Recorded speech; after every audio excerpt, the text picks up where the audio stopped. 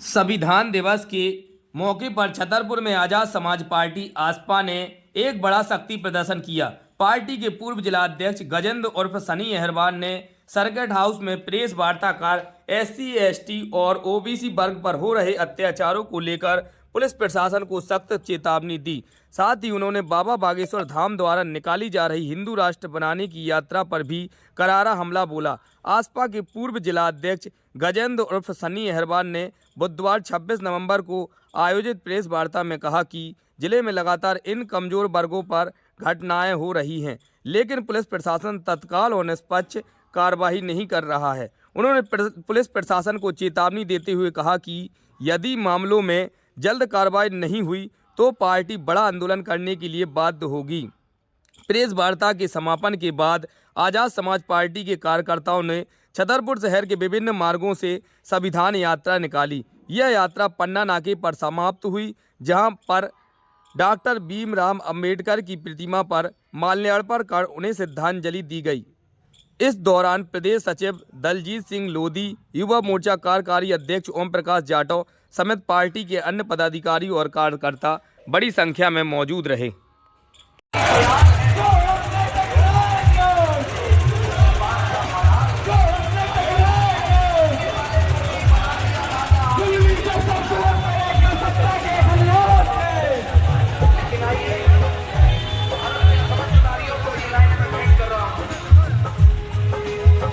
मेरा नाम गजेंद्र अहरवाल, भीम आर्मी एवं आजाद समाज पार्टी से पूर्व जिलाध्यक्ष।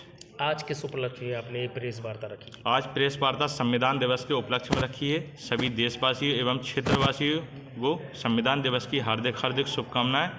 भारत का संविधान अमर रहे। जय भीम, जय भारत, जय संविधान। किस मुद्दे को लेकर आज आप लोग? आज हम लोग विभिन्न मुद्दे को लेकर आए हैं। छतरपुर जिले में SC ST OBC माइनॉरिटी की लगातार दिन प्रतिदिन घटनाएं बढ़ रही हैं। इसके संबंध में हमने एक प्रेस वार्ता रखी है। जैसे कि एक घटना हुई है अभी विधानसभा बिजावर अंतर्गत भातपुरा में घमंडी अहरवाल जी की दिन दहाड़े हत्या कर दी जाती है, उनका सिर काट दिया जाता है कुल्हाड़ी से। आज 20 दिन होने जा रहे हैं। प्रशासन के द्वारा किसी प्रकार का खुलासा नहीं किया जा रहा है। दिन प्रतिदिन गुमराह किया जा रहा है कि खुलासा होगा होगा होगा।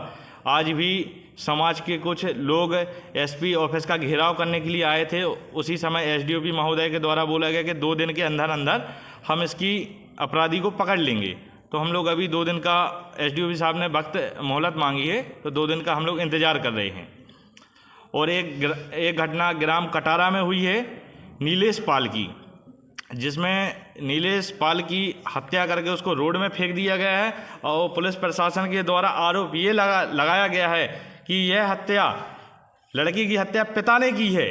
और इस प्रताड़ना से पिता ने खुद के खेत में जाकर आत्महत्या की है। इससे मन बहुत ही व्याकुल है मेरा। और मैं पुलिस प्रशासन और शासन से मांग करता हूं कि इसमें CBI जांच होनी चाहिए। एक पिता अपने बेटे की हत्या नहीं कर सकता है। इसमें CBI एवं उच्च स्तरीय जांच की मांग करता हूं मैं। और किन मुद्दों को? और एक मुद्दा चंदला अंतर्गत है, जिसमें कुछ अहरवाल समाज के लोग दुकान लगाकर जूते चप्पल का काम करते हैं। हाँ, लोड़ी का है ये मुद्दा। उसमें धरना भी चल रहा है, लेकिन SDM, तहसीलदार और CMO महोदय के द्वारा तानाशाही पूर्ण रवैया से दुकानों को हटा दिया गया। माननीय न्यायालय का स्टे ऑर्डर भी है। माननीय न्यायालय के द्वारा उन लोगों के प्रति आदेश भी किया है, लेकिन पूरा प्रशासन बेखौफ है। सत्ता का इतना संरक्षण, इतना नशा है कि बेखौफ है पूरा प्रशासन। छोटे छोटे बच्चे 10-10, 15-15 साल के बच्चे लेके 5-5-6 साल, हाँ, वो बैठे हैं। 3-3 साल के बच्चे, 1-1, 2-2, 3-3 साल के छोटे छोटे बच्चे लेके बैठे हैं, लेकिन प्रशासन को शर्म तक नहीं आती है। 10 बजे से कंटिन्यू चल रहा है। इन घटनाओं को लेकर मैं चाहता हूं शासन, प्रशासन और पुलिस अधीक्षक महोदय एवं कलेक्टर महोदय इन मामलों को तत्काल संज्ञान में लो, नहीं तो बहुत जल्द SC ST OBC माइनॉरिटी जिले को बंद करने का काम करेगा। हुई है हिंदू राष्ट्र बनाने की यात्रा, इसके संबंध में मैं कुछ बात करना चाह रहा हूँ। जैसे कि बाबा बागेश्वर धाम हिंदू यात्रा निकाल रहे हैं, हिंदू बनाने की यात्रा। यह बताइए कैसा हिंदू धर्म है जिसमें दलितों को मुँह चटा दिया जाता है, पेशाब चटा दी जाती है, और कहीं कुशवाहा समाज को पैर धुलवा के गंदे पैर का पानी पिला दिया जाता है। कैसा हिंदू धर्म है ये? जब ऐसी घटनाएं होती हैं दलितों के ऊपर, आदिवासियों के ऊपर, अल्पसंख्यकों के ऊपर, पिछड़ाओं के ऊपर, तो हिंदू संगठन आगे क्यों नहीं आते हैं? हिंदू बनाने के लिए आप यात्राएं कर रहे हैं, यह यात्रा गैर संवैधानिक है। हमारे नेता, वरिष्ठ नेता दामोदर यादव जी ने इसका विरोध किया है, पूर्ण जोर विरोध किया है, और संवैधानिक दायरे में विरोध किया है। संविधान के दायरे में राज्यपाल, राष्ट्रपति महोदय को उन्होंने पत्र लिखा है और सुप्रीम कोर्ट से भी मांग की है कि इसके ऊपर वैधानिक कार्रवाई होनी चाहिए और ऐसी यात्राओं पर रोक लगनी चाहिए। अभी एक वीडियो वायरल हो रहा है, इस IAS संतोष वर्मा जी हैं, उन्होंने एक मंच से एक भाषण दिया है जी। इसमें उन्होंने ये कहा कि ब्राह्मण की लड़की हमारे लड़के को जब तक दान में नहीं देंगे तब तक हिंदू राष्ट्र नहीं हो सकता है, हम इस आरक्षण नहीं मिल सकते। हाँ। और लड़के के लिए भी उन्होंने बोला है कि ब्राह्मण समाज की जो बेटियां हैं वो संबंध बनाए मेरी लड़की से, इसके लिए क्या कहना चाहिए? नहीं, उन्होंने कहा है वैवाहिक संबंध। उधर काफ़ी मीडिया थी, ऐसा कोई विवादित बयान नहीं दिया है उन्होंने, माननीय IAS महोदय संतोष वर्मा जी ने, लेकिन कुछ व्यक्तियों ने उस बयान को तोड़ मड़ोड़ करके पेश किया जा रहा है कि ऐसे लोग पेश किया जा रहा है जानबूझकर, लेकिन उन्होंने इस प्रकार का किसी भी भाषा का प्रयोग नहीं किया है जिससे समाज में अशांति फैले, किसी धर्म जाति विशेष को उस बात से घृणा हो या उस बात से बुरा लगे। और उन्होंने ये भी कहा है कि यदि मेरी बात से किसी को बुरा लगा हो तो मैं इसके लिए क्षमा प्रार्थी हूँ।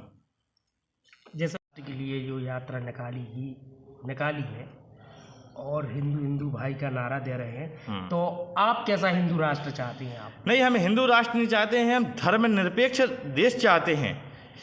धर्मनिरपेक्ष देश में हिंदू भी रह सके, मुस्लिम भी रह सके, सिख भी रह सके, ईसाई भी रह सके, सभी को समानता का अधिकार हो और मौलिक अधिकार हो, कर्तव्य हो, सभी अपने हिसाब से रहें। अभी देश संविधान से चल रहा है, ये देश संविधान से चल रहा है।